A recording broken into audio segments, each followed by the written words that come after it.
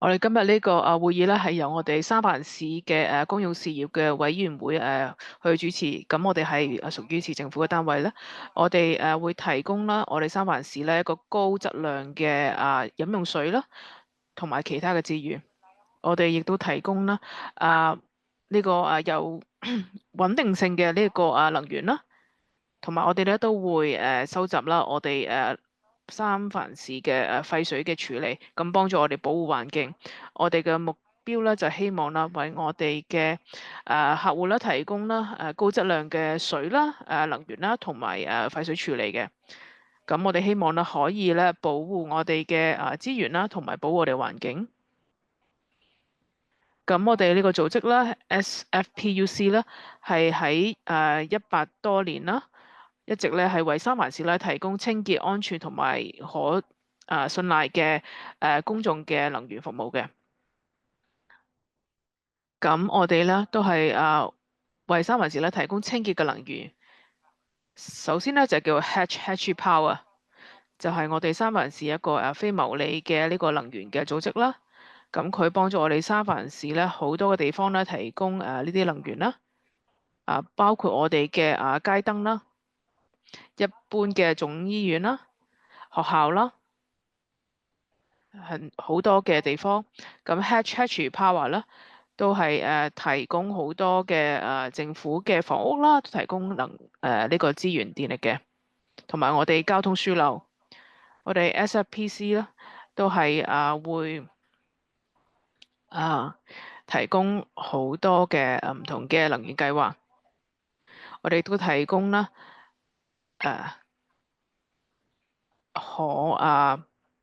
嘅再生能源咧，係俾我哋嘅幾十萬嘅顧客同埋住戶。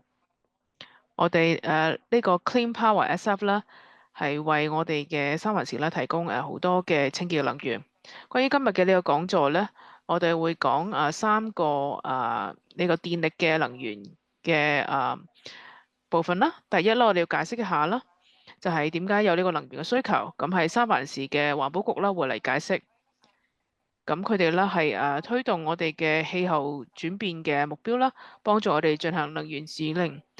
咁作為三藩市嘅一個政府單位啦，咁佢哋咧係致力於創新啦，同埋進行一啲合作啦，係推動我哋嘅環保嘅目標。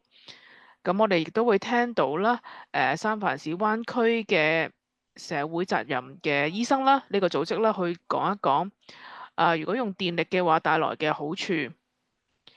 咁呢啲醫生啦，佢哋係有社會責任啦，佢哋希望咧結合佢哋嘅知識啦，同埋幫助我哋嘅市民啦去了解到我哋嘅能源嘅使用啦，點樣可以更加多去維護環境啦，同埋促進我哋健康。咁希望咧可以啦提供更多嘅清潔能源啦，去減少我哋嘅負擔啦。最後咧，我哋會有一個簡報啦，係嚟自我哋嘅一個計劃啦。點樣去推動激勵使用呢個電力嘅？最後咧，我哋有一個問答嘅遊戲啦。咁我哋會同我哋嘅專家啦去分享，同埋歡迎大家提問，我哋可以回答。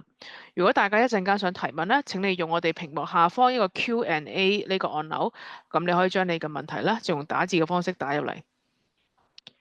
好，今日咧我哋有幾位專家啦，請大家睇一睇。我哋有 Nick Kastner， 佢係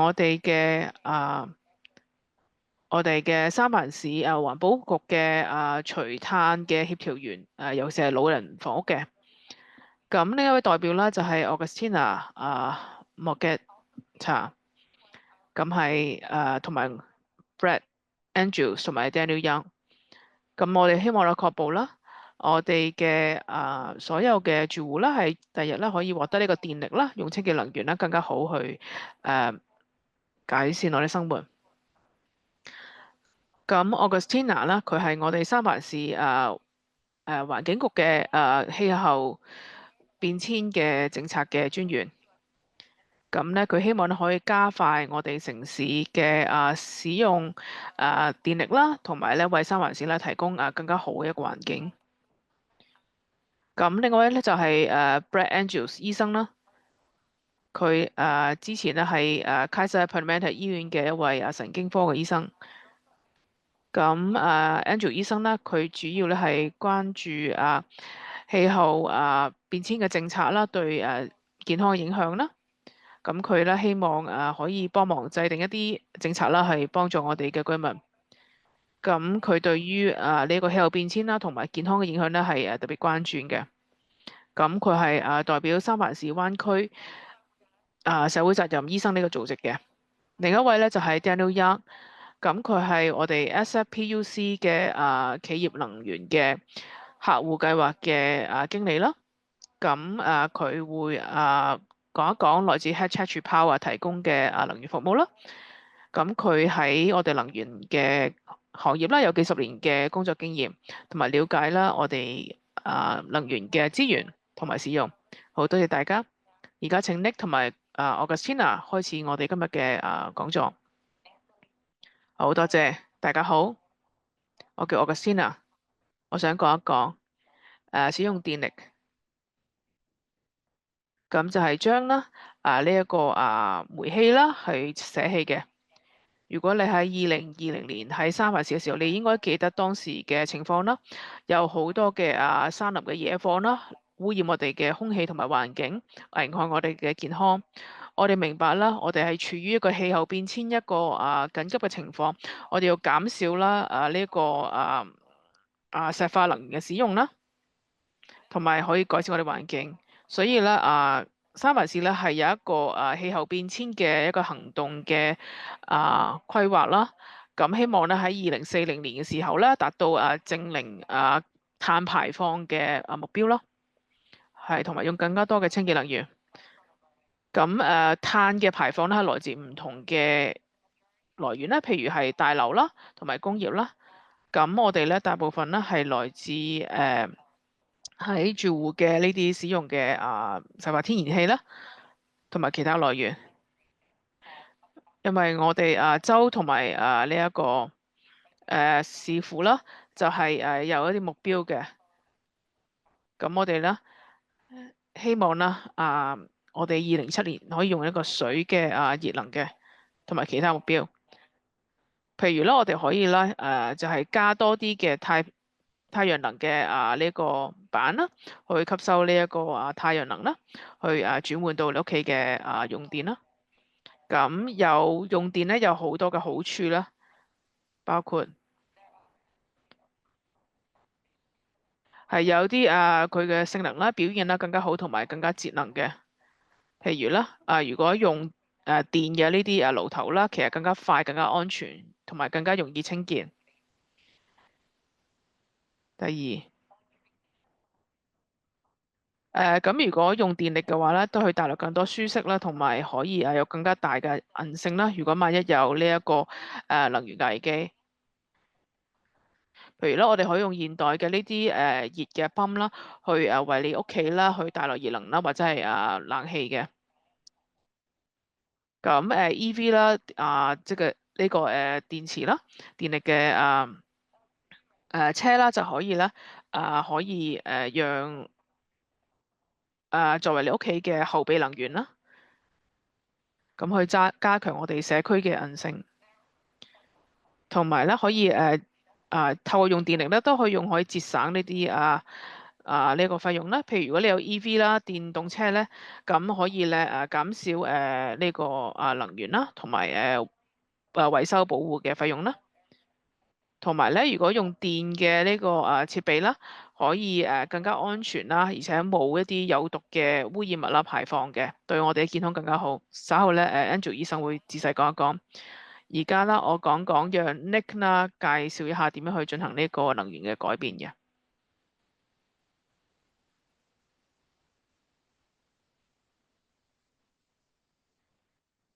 係 Nick 你係靜音啦。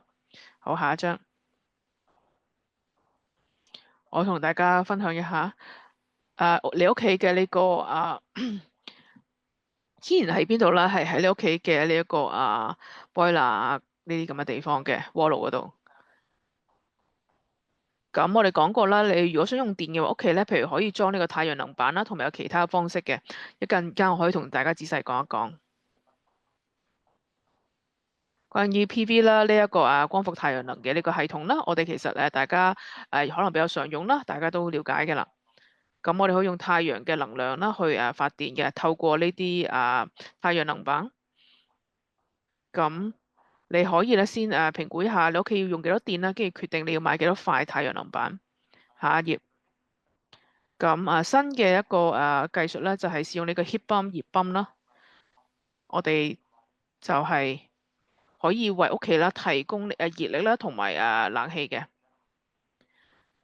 咁呢個熱泵啦，佢中間有一個呢一個裝置啦，係可以咧譬如喺冬天啦提供呢啲涼嘅冷氣啦，或者喺冬天咧係可以提供暖氣嘅，可以兩用嘅。咁呢個係非常之有效率嘅一個方法。咁呢個 heat pump 啦，熱泵嘅呢一個系統啦，係非常有用嘅。通常咧係擺喺你屋企外面，佢可以將你屋企嘅外面外面嘅啲熱能啊，或者係你呢個車房熱能咧，就係收集嘅。咁你一個呢個技能啦，就係一個導電嘅呢一個嘅爐頭啦。咁當呢一個爐咧開嘅時候咧，就會顯示紅色啡色咁樣。咁其實佢係一個電磁爐，佢會啟動時候咧會啟動，咁產生呢個電磁波。咁你可以啦用嚟去煮飯。咁其實咁樣係好可以節省呢個電源嘅。咁呢個同煤氣爐咧係比較啦，我哋呢個電磁爐咧嘅爐頭咧，其實係更加快去熱啦，同埋更加節省能源嘅。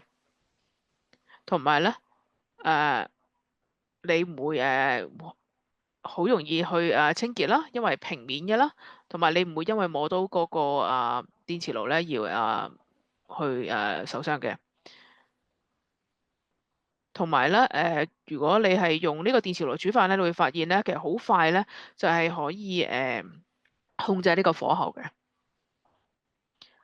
如果你係租屋嘅話啦，咁有其他嘅方法嘅，你可以咧，譬如買呢種嘅電磁爐嘅爐頭啦，咁你可以就咁擺喺呢一個廚房嗰度啦。咁你可以啦，或者你可以將呢種咁樣電磁爐直接擺喺你個爐頭上面啦，咁用電咧去啟動。咁當然咧，仲有其他嘅一啲方法啦，譬如我哋嘅呢個慢煮鍋或者係呢個氣炸鍋都可以用電嘅。咁另一個咧就係 heat pump dryer，就係熱泵嘅一個乾衣機啦。咁佢喺呢個機入邊咧創建一種熱嘅一種泵啦。咁喺呢一個呢個設備入邊啦，你嗰啲濕嘅衫啦，誒、冷嘅氣體啦，就透過呢個烘衣機咧就可以啦，就係龍乾啦，咁就可以節省一啲能源。下一步，當然啦，呢個 EV 咧就係電動車，咁大家應該好熟悉㗎啦。你可能喺街上面見到啦，大概有喺三藩市啦40%新嘅登記嘅車輛咧都係電動車嚟嘅。我哋講 EV 嘅時候咧，我想講一講其實有唔同嘅呢個充電嘅方法，唔同嘅充電嘅呢一個速度啦。如果你需要去比較遠嘅地方啦，咁你咧需要用嗰種叉電器啦，係需要更加多嘅能源啦，同埋去充電耐啲。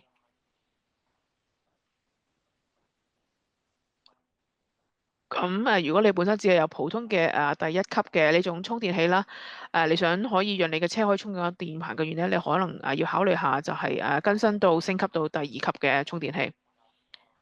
我要俾大家睇下啦，我哋有好多嘅三藩市咧，好多公共嘅電動車嘅充電嘅地方啦。咁呢啲係包括啦第二級同埋 DC Fast、DC 快速嘅充電器。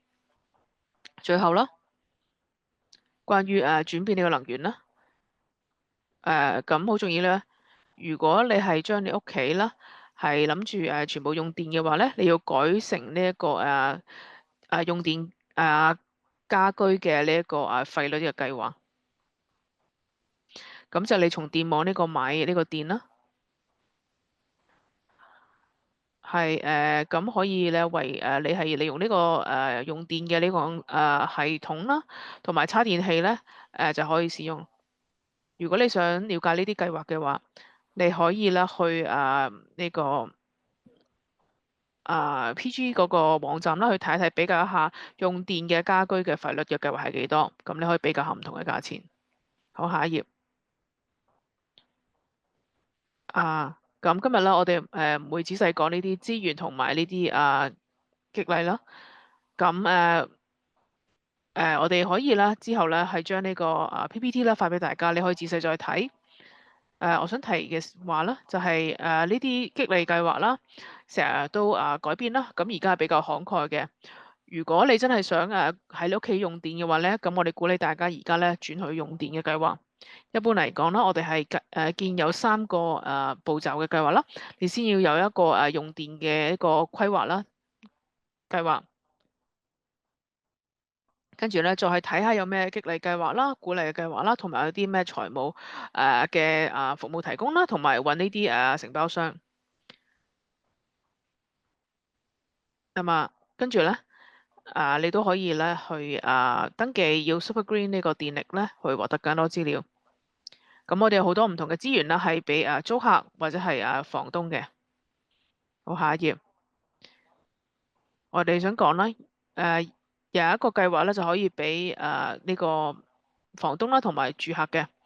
如果你符合呢個收入嘅要求啦，同埋咧可以用呢一個熱泵嘅計劃啦，我哋可以免費提供安裝嘅。咁呢個計劃咧係俾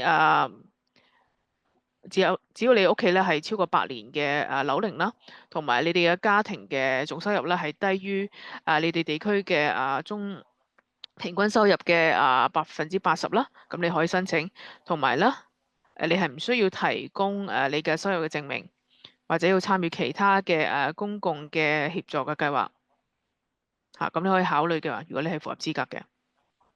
最後啦，有好多嘅激勵計劃啦，係俾嗰啲 EV 電動車啦，同埋電動車通電器嘅。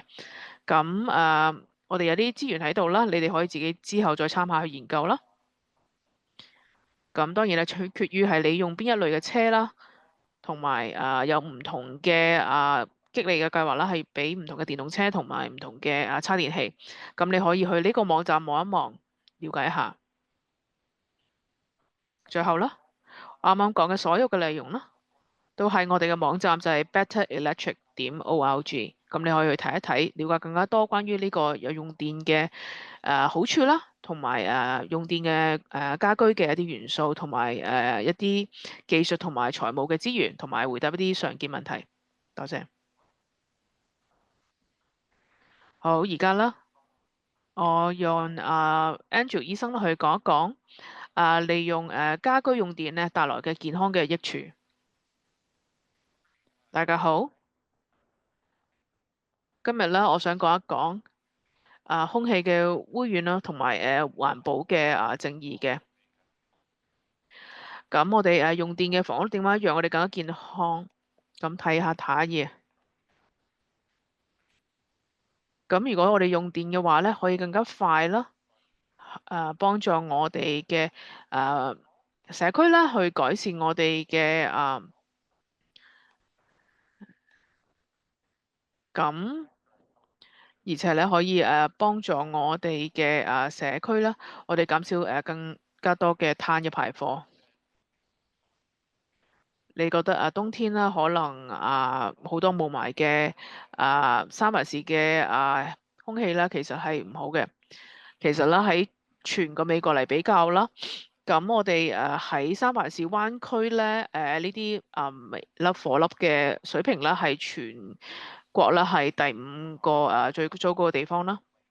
同埋啦，呢啲來源可能係嚟自車啊、貨車啊、飛機啊、船啊、工業啊，或者係野火都會污染我哋嘅空氣。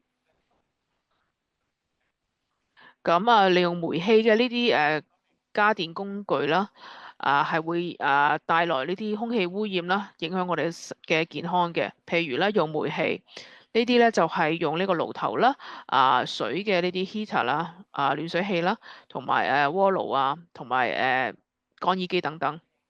咁佢係會污染我哋嘅室內同埋室外嘅空氣。室內嘅污染啦，主要係來自呢個爐頭啦，因為咧冇辦法即刻抽氣抽翻出去啦。最終咧喺我哋家居嘅呢啲嘅家電啦，咁就係好多係來自我哋嘅家居嘅來自嘅污染物。咁我哋嘅來自我哋嘅爐頭啦，係同埋家電啦，有唔同嘅污染物，譬如咧係氮氧化物啦。咁佢可能會有啲嚴重嘅長期嘅啊健康嘅危險啦，譬如啦，呢啲係來自煤氣啦，導致我哋嘅肺部啦會覺得唔舒服啦，更加多嘅呢個呢一個氣喘啊，同埋呢個肺嘅病啦，同埋可能心臟同埋腦嘅影響啦。另外一種咧就係來自一氧化碳嘅。咁都係來自我哋用呢個煤氣嘅呢啲家電嘅。咁譬如咧，佢會導致你即胸口痛啦，或者係好攰啦、頭痛啦。如果冇清潔嘅空氣咧，可能導致呢啲問題。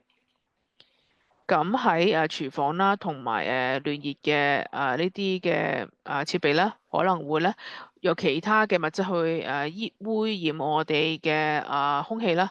譬如長期可能導致有癌症啦。咁譬如啦，入邊含有汞呢一個致癌物啦，或者係有啲火粒啦，譬如 PM10同埋 PM2.5咁樣，佢哋可能會導致你嘅肺啦，同埋心臟問題啦，或者係早死啦。我哋可以保護我哋嘅家人啦，免於廚房嘅譬如呢啲爐頭啊，用煤氣嘅呢啲家電嘅呢啲問題啦。如果你有抽油煙機啦，你可以用嘅，或者打開窗，我哋建議啦。你哋盡可能啦，係煮飯咧喺廚房咧用呢啲用電嘅呢啲家電，譬如咧用電磁爐嘅呢個技術啦，或者微波爐啦，或者係用呢一個呢一個氣炸鍋等等。如果可以嘅話咧，就係代替焗爐。好，下一頁。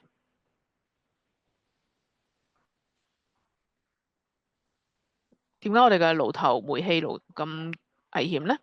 通常呢啲煤氣爐頭啦，同埋呢一個焗爐啦，可能咧會誒去排放呢啲苯啦，同埋氮氧化物，咁可以留喺你屋企好多個鐘頭嘅。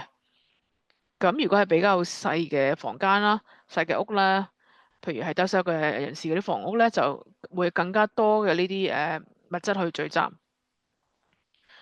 咁美國嘅印第安人啦，或者係阿拉斯加嘅原住民嘅房屋啦，或者係黑人咧，都係更加多嘅呢啲氮氧化物嘅暴露出現嘅。如果你停止使用呢一個煤氣嚟煮飯嘅話咧，可以咧減低呢個氣喘出現咧係20%嘅。如果我哋係喺灣區咧，可以用呢個 heat pump 熱泵啦，去做暖氣啦，同埋熱水嘅話咧，可以減少好多嘅呢個氣喘啦，同埋啦減少啦要呢啲問題啦，要令到人哋去急症室啦，同埋令我哋嘅健康更加好。咁當然啦，呢啲污染物咧，其實係對我哋嘅低收入嘅家居啦、人口啦係影響最大嘅。同埋咧，呢個室內嘅誒呢啲污染物啦都有影響。你會見到啦，喺呢個圖啦，紅色咧就係咧出現最多呢啲環境問題嘅地方啦，綠色係最好嘅。咁如果可以，我哋使用呢啲電力咧，可以改善呢個情況。咁空氣污染咧，點解會導致我哋環保公義嘅社區啦出現更加多問題咧？咁喺灣區咧，有色人種啦，係會接觸更加多嘅氮氧化物嘅污染物啦，係比起白人社區咧多係55%。咁我哋全國嘅呢一個空氣污染嘅模型咧，通常都低估咗我哋本地嘅呢啲污染嘅水平，而且咧小朋友啦、兒童啦同埋老人咧，係對於呢啲空氣污染啦更加敏感嘅。下一頁。咁我哋環境公義嘅社區啦，其實係會因為空氣污染啦，同埋其他原因啦，面臨更加多嘅健康嘅風險啦。咁呢啲係因為呢個環保嘅種族主義啦，同埋呢啲經濟嘅政策啦，影響呢啲社區，令到呢啲社區咧更加容易接觸或者更加近呢啲污染物嘅地方。咁呢啲包括呢啲低收入嘅社區啦。咁當然啦，如果係有種族歧視啊，或者係少啲嘅食品嘅選擇啊，更加多嘅噪音啊，少啲健康蔬菜嘅地方，當然會令呢啲問題更加嚴重。咁呢啲屋企咧，通常係比較細嘅，同埋用比較舊嘅呢啲電器啦、家電啦，咁可能咧冇呢一個抽氣扇啊、排氣扇等等嘅。下一頁。你可以咧了解多啲關於點樣令到你哋屋企咧可以用電嘅。除咗啱啱講嘅呢啲資源連結以外咧，我哋都有一啲資源可以俾大家可以分享嘅。了解啦，用電啦點樣去增強我哋嘅健康。咁我哋咧喺聊天框 chat 啦擺咗呢啲連結，你可以睇一睇。而且我哋三藩市嘅環保局啦都有呢啲相關資源，你可以去睇一睇參考嘅。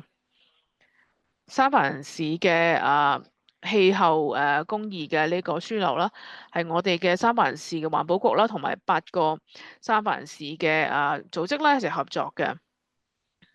包括啦，我哋喺灣區嘅社會責任醫生嘅組織一齊合作。咁我哋希望啦，可以咧利用呢個清潔能源嘅轉型啦，係有機會咧去處理呢啲唔同嘅不公平嘅情況，幫助呢啲低收入嘅社區。咁我哋呢個PPT 啦報告啦，係透過我哋Climate Mayors 嘅Resources Legacy 資源傳統嘅資金啦去提供嘅。咁而家請Daniel Young 啦去講一講我哋計劃嘅一啲討論。好，多謝Andrew 醫生，我叫Daniel Young，我係 SFPUC 嘅客戶計劃嘅經理。我哋公司咧有好長嘅歷史咧，係幫助我哋客戶啦去處理啲環境問題啦，同埋提供呢啲清潔能源。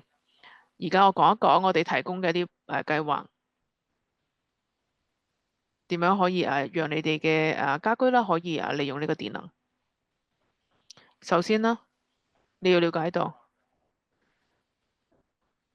如果咧你想用家居用電咧，即係話你屋企咧要生產更加多嘅電啦，或者係用更加多嘅電力嘅，其中一個方法咧，就係去投資啦，去喺屋頂咧就係安裝呢啲太陽能板啦，去生產呢啲太陽能。咁我哋有一個叫做 Go Solar SF 嘅計劃啦，係從2009年開始啦，支持咧我哋嘅居民啦喺屋頂咧就係安裝太陽能板嘅。咁我哋總共有$3000,000嘅呢個激勵計劃啦，咁已經安裝咗超過6000個太陽能系統。咁喺2年前咧，我哋咧都係推出一個太陽能板嘅替換嘅計劃。咁透過呢個計劃啦，可以啦替換一啲舊嘅太陽能板啦。咁我哋都會有太陽能嘅逆變器啦，去更新或者係檢查啦，維修啦，都係需要好多錢嘅。咁我哋咧會提供一啲回購啦，譬如3000嘅回購咧，進行呢啲檢查維修或者係呢一個替換嘅。咁你可以睇我哋呢個網址啦，了解更多。咁如果如果用屋頂嘅太陽能板咧，我哋咧可以揾到更加嘅方法啦，可以咧生產更加多嘅電力啦，同埋我哋都有一啲嘅激勵計劃啦，係鼓勵大家啦去安裝呢太陽能板。下一步喺過去幾年啦，我哋係有啲激勵計劃啦，係讓我哋 Clean Power SF 嘅顧客啦，去鼓勵佢哋去用電嘅呢啲電器啦，譬如啦，我哋會俾一啲呢啲帳單嘅一啲 credit 啦，佢哋可以利用啦。譬如佢哋係使用新嘅一啲heat pump 啦，即係熱泵啦，或者係水嘅熱水器。咁以前咧可能冇一個誘因啦，鼓勵大家去轉用呢啲新嘅呢啲嘅設備啦。咁我哋就係有呢啲計劃啦，譬如我哋可以減免你嘅費用啦、帳單啦。咁對於我哋合資格嘅顧客啦，我哋可以有2年啦，可以減每個月50蚊嘅。咁如果你係低收入啦，符合呢個低收入嘅資格嘅話咧，你可以有3年嘅時間啦，獲得每個月50蚊嘅呢一個帳單嘅減免。咁我哋可以咧幫助我哋嘅客戶啦，係獲得呢啲財務嘅呢啲好處啦，鼓勵佢哋咧轉用呢啲用電嘅電器。你可以諗一諗啦，如果你用電嘅話咧，其實好似係免費俾你用2年嘅呢一個熱泵啦，同埋呢個暖水器。咁我哋咧都可以幫合資格嘅房屋啦，去進行呢個能源電力嘅一個審查嘅。首先呢，我哋會讓呢啲人咧參與者咧係可以知道佢哋有啲咩可以減碳嘅計劃啦，同埋啦，我哋都可以讓呢啲住戶咧聯繫其他嘅單位啦，去提供一啲財務嘅補助啦。咁如果大家係想，譬如想更新佢哋太陽能板其他嘅電器啦，我哋都有計劃啦，係讓大家去了解啦，讓我哋嘅客戶去了解需要做啲咩嘢，同埋有啲咩挑戰，點樣去讓一個大型嘅大樓啦，去可以用電。我哋咧好自豪啦，我哋可以主動咁樣去幫助我哋嘅客戶，幫助佢哋咧可以咧制定一個用電嘅一個規劃策略。所以咧，我哋見到咧我哋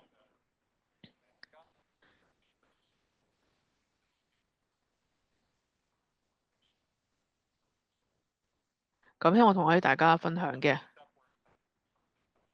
咁之後咧，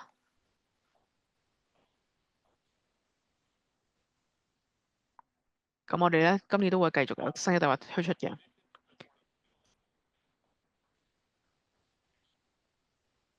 咁我哋都有鼓勵啦交通嘅呢個計劃嘅用電計劃。所以咧，我哋首先咧，我哋會有 EV 啦電能車嘅充電計劃啦，同埋咧提供一啲監察啦，同埋呢啲技術嘅去支持嘅。對於現有嘅大樓啦，或者係新嘅大樓都可以咧去申請嘅。咁我哋可以幫助你啦，睇下有啲乜嘢嘅安裝呢個用電嘅 EV 嘅充電器嘅激勵計劃。咁我哋啦可以提供啲資金啦，譬如每個地點啦提供12萬啦，係去幫助佢哋啦，去資助佢哋啦，去安裝呢啲EV 電能車嘅充電器。咁我哋咧可以分享一下我哋參與者嘅呢啲嘅證詞啦，有一位CEO 就係話啦，我哋非常感謝我哋嘅公司啦，去呢個計劃啦。咁你嘅團隊咧係幫助我哋啦，係令到我哋咧可以咧安裝呢啲EV 電動車充電器，將佢變成可能。咁而家啦有50多個嘅計劃已經註冊咗，項目註冊咗。咁有超過600個嘅停車位啦，係已經係用電嘅，可以充電嘅。因為咧未來咧有更加大嘅EV 電動車嘅充電嘅需求。咁我希望可以幫助更加地點啦，可以實現呢個目標嘅。最終啦，去年啦，我哋推出一個計劃啦，叫做e-bike 啦，用電嘅單車嘅計劃。喺2024年嘅春天啦，我哋會提出呢個計劃啦。咁我哋係提供呢個回購啦，買呢啲合資格嘅 e-bike 用電嘅單車嘅一啲回購啦。咁呢個費用咧可以咧就係幫助呢啲顧客啦去攞翻買呢個e-bike 嘅錢啦。咁我哋咧係幫助好多人啦。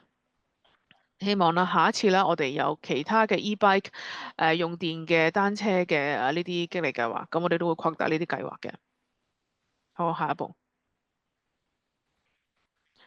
總括嚟講啦，我哋SFPUC 啦，係對於可以幫助客戶啦，轉型啦，去用呢啲用電嘅計劃啦，我哋非常之好，同埋用呢啲清潔嘅太陽能嘅能源。我哋提供啦幾個唔同嘅用電嘅計劃啦，同埋讓佢哋知道咧有乜嘢嘅清潔能源嘅選項。咁我呢度咧列咗啲網站，大家可以翻去參考睇一睇。係，今日我要講嘅就咁多，多謝大家。係，多謝 Daniel，感謝我哋今日嘅講者。我哋而家去睇一睇問答嘅環節。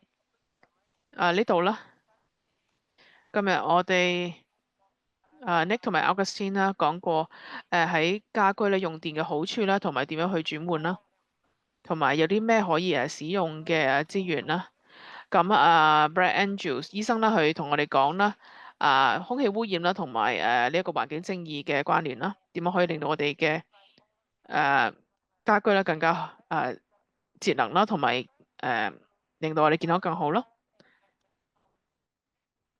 同埋啦，我哋講過，我哋有啲 Hatchy 嘅 Power 計劃啦，同埋其他計劃啦，幫助我哋嘅客戶啦去轉用呢一個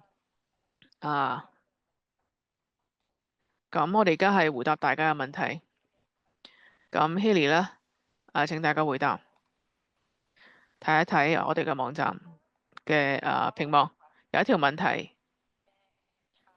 咁呢個咧係 Daniel 應該問佢哋嘅。我點樣去鼓勵我哋嘅房東啦去用電咧，改用電咧？咁我哋請你回答呢個問題 ，Daniel。好。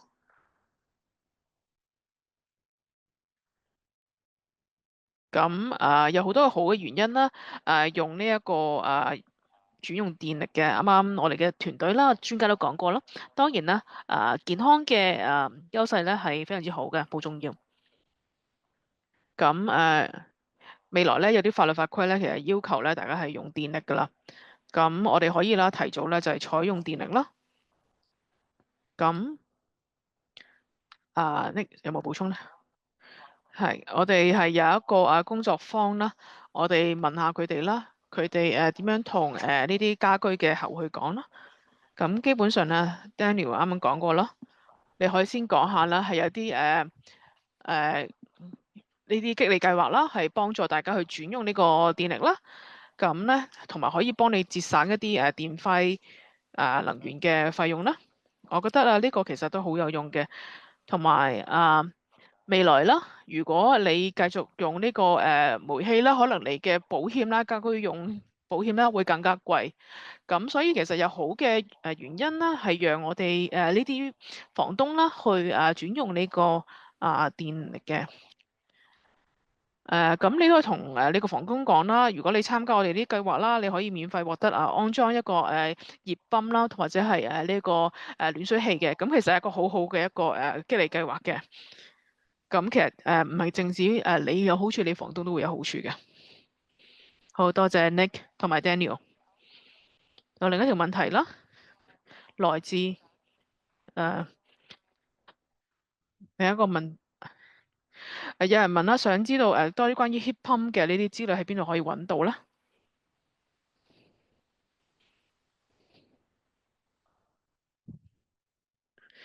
？condo 用呢個熱泵啦，heat pump 啦，咁有啲難度。你係講 heat pump 熱泵定係熱泵同埋暖水爐咧？一般嚟講咯，我哋嘅建議咧，就係先揾一個用電嘅一個顧問啦、專家啦，先去你嗰個地方做評估啦，咁係了解喺邊個地方啦、具體位置啦，去裝啲咩設備啦。咁應該去betterelectric.org 呢一個網站啦。我哋有一個用電嘅專家啦，佢可以免費提供一個評估。咁其實係之後啦，我哋嘅作為住客啦，你唔使俾錢嘅。咁你先同呢個顧問預約啦。咁佢去嚟到現場做個評估，了解係咩地方啦，同埋用邊種嘅技術咧更加好。好。咁每個大樓其實唔一樣，尤其是三藩市咧，我哋有好多嘅居民嘅呢一個房屋啦。咁每個大樓咧係唔一樣嘅，佢哋用唔同嘅系統啦，同埋需要唔同嘅解決方案啦。所以咧每個大樓其實都有啲獨特性嘅。咁其實有好多嘅資源啦，你可以利用嘅，不管係關於唔同嘅技術啦，唔同嘅激勵計劃啦，咁你可以去了解一下。好多謝。咁有一個問題想問大家㗎，我揾到有一個合同方啦，承包商咧唔了解呢啲事，咁我哋點可以揾一個係即係有呢個知識嘅啲 contractor 承包商都可以幫助我哋去做咧？好，Daniel 你可以講一講，咁一陣間我可以補充一下。好，好，呢個就係我哋第一計劃嘅目標啦。咁我哋有啲激勵計劃咧，係直接係俾呢啲承包商嘅，讓佢哋更加了解呢啲技術啦，同埋有啲激勵嘅措施啦。希望有更加多嘅呢啲承包商咧去加入嘅。當然呢個工作仲未做完啦，所以仲有好多嘅教育嘅事咧，我哋要繼續做。係關於揾一啲承包商啦、contractor 啦。咁我哋有一個名單啦，就係參與嘅呢啲嘅承包商嘅。係，我想講啦，喺我哋 betterelectric.org 呢個網站啦，係啱啱講到呢啲資料啦。譬如啦，有一啲清單咧，就係一個承包商 contractor 係關於熟悉呢啲heat pump 熱泵啦，同埋heat pump water heater 暖水器嘅呢啲嘅承包商。咁你可以咧去呢啲網站啦，去睇下呢啲嘅合資格嘅承包商啦，同埋相關嘅技術啦。咁同埋咧，你可以再去仔細睇一睇邊啲嘅承包商咧係知道呢啲服務啦，同埋邊啲係可以咧係攞到呢啲回購嘅激勵項目嘅資嘛。下一條問題，咁喺未來咯，係咪話咧唔會再提供家居嘅呢啲嘅煤氣咧？有冇人可以回答咧？我可以講一講。我話係嘅，呢個係長期嘅加州嘅一個目標啦。咁就係我哋慢慢啦，隨住時間推移咧，就係減少呢個用煤氣嘅呢個網絡啦，同埋停止咧去投資呢啲嘅煤氣啦，同埋慢慢啦去幫呢啲每個社區做一個更新啦。所以咧，我覺得大家應該做好準備先去做。咁可能係2040或者2030年末啦，可能會出現嘅。因為咧，如果你要投資兩種方式咧去為屋企提供能源，其實唔合理嘅，所以你哋都係做一個抉擇，做一個選擇。咁為咗實現我哋嘅氣候嘅目標啦，我哋慢慢咧就係唔用呢一個煤氣，呢個係簡單嘅一個答案。Andrews 醫生，你有冇任何嘅回饋咧？你講得好好。咁我哋而家啦冇辦法講呢一個政策嘅短期嘅情況啦，但係長期咧呢個係未來呢10年係呢個目標嘅。好多謝。仲有一條問題係問 Daniel。咁呢個熱泵water heater 暖水器嗰個計劃幾時會開始咧？我哋正在而家努力緊，希望啦喺下一個月啦，喺5月咧就開始。而家計劃咧就係讓任何安裝咗熱泵，即係喺我哋之前個計劃咧結束3月嘅時候結束嘅人啦，可以咧參加呢個新嘅計劃。不管你而家安裝咗，或者係以後啦，5月之後先安裝啦，你都可以申請嘅。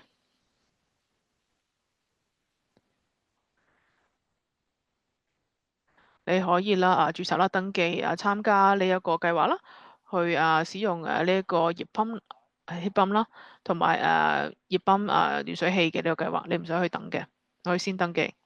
多謝 Daniel。我嘅先有一個問題問你，關於呢個 heat pump water heater 熱泵暖水器。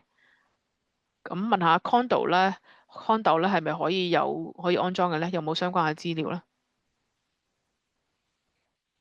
係。咁有一啲資料咧喺我哋嘅 betterelectric.org 呢個網站啦，我哋嘅SFPUC 咧都有啲資源可以分享嘅。多謝。好，Daniel 你有冇補充咧？我哋呢一個帳單嘅呢一個 credit 啦，數額嘅激勵咧都有嘅。咁如果你有呢一個用呢一個 heat pump 熱泵或者係暖水器咧，都可以參加。咁可以咧，讓你嗰個帳單去減少一啲費用。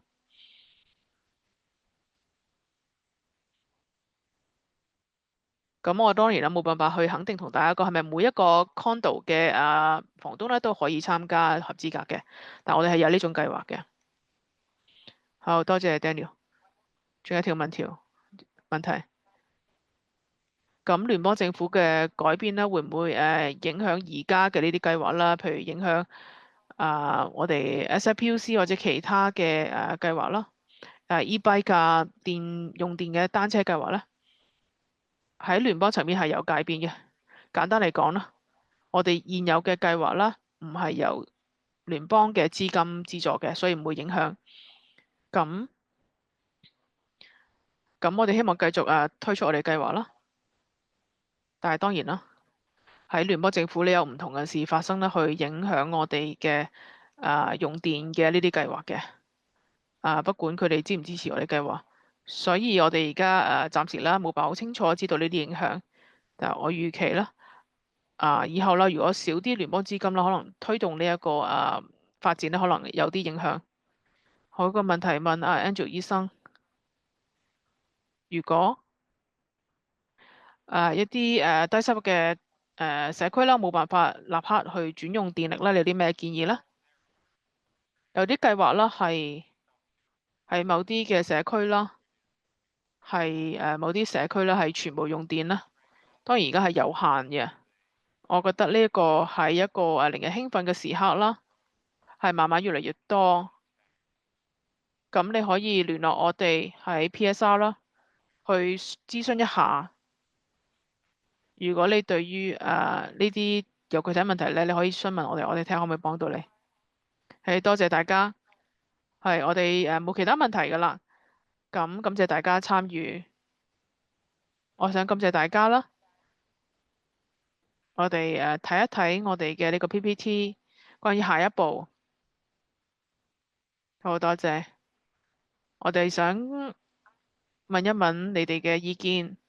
請你幫助我哋啦，填呢一個呢個問卷調查啦，我哋將呢個問卷調查嘅連結啦放喺 chat 聊天框嗰度，希望大家填寫一下，睇下你覺得我哋今日嘅呢啲講座咧有冇用啦，同埋希望以後嘅講座咧討論咩題目嘅。如果你對於我哋嘅計劃有任何問題啦，你去睇一睇我哋屏幕上嘅呢啲連結，或者同我哋聯繫。如果你有其他問題想問我哋嘅講者咧，咁你可以見到啦，佢哋嘅網嘅電郵啦，喺個屏幕上，咁喺呢啲聊天框啦、chat 啦，亦都有相關嘅連結咧，大家可以參考。咁之後啦，我哋會將今日呢個 PPT 啦簡報啦發俾大家，咁你可以再參考。下一張，最後啦，我哋想感謝我哋嘅講者啦，同埋我哋嘅專員啦，去為大家作呢個簡報啦。感謝我哋嘅翻譯員。我哋睇下我哋嘅講者有冇其他要補充嘅説話。我哋咧希望咧陪伴你啦，去開啟呢一個家居用電嘅呢個旅程。多謝大家，感謝大家參與我哋今日嘅呢個會議。希望你有美好嘅一天啦。咁下一次嘅網上嘅講座咧，希望再見到大家。多謝，多謝，Thank you。